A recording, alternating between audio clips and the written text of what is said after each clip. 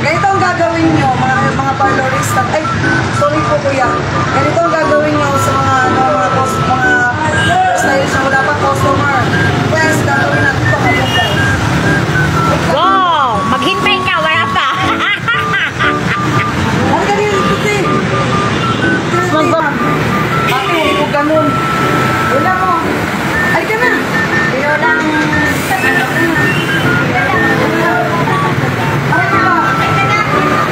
Vlog! Mamaya ko maraming tao. Ayan na yan si ate.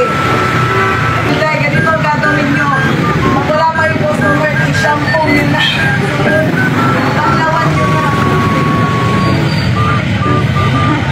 I-stop mo muna ba yun?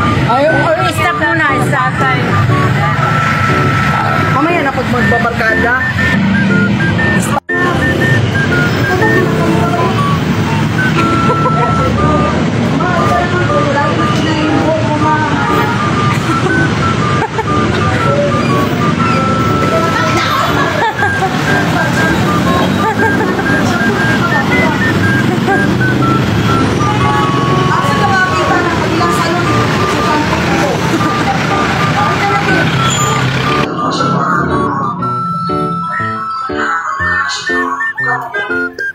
Wala pa gumagawa niya dito.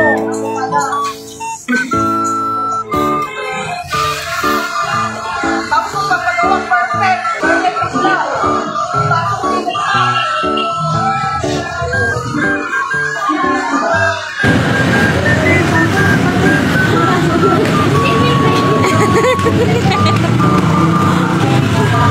Nagtakbuhan to. Gaga ka talaga. Ala o. Ala. Mga style dapat kayo nagkamot. Ay. Yan na sir. Ito yung ano. Ma'am. Oh. Ma'am, sample. Mamaya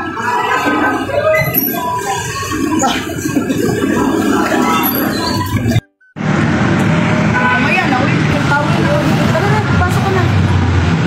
Bigyan mo din. Susok ka. Hindi, ano. Wala, di ba? Wala akong bayad ko. Nakapasok na si ma'am. Dahil sa paglagay ko sa kanya ng towel sa labas. Nakapasok, di ba madam? Nilagyan ko na siya ng towel bayot para magka-customer. Pak. Sis bayot, ganyan ang gagawin nyo. Kapag wala kayong customer, magdala kayo ng towel, lagyan nyo na ng towel, tapos papasokin nyo sa salon. Perfect!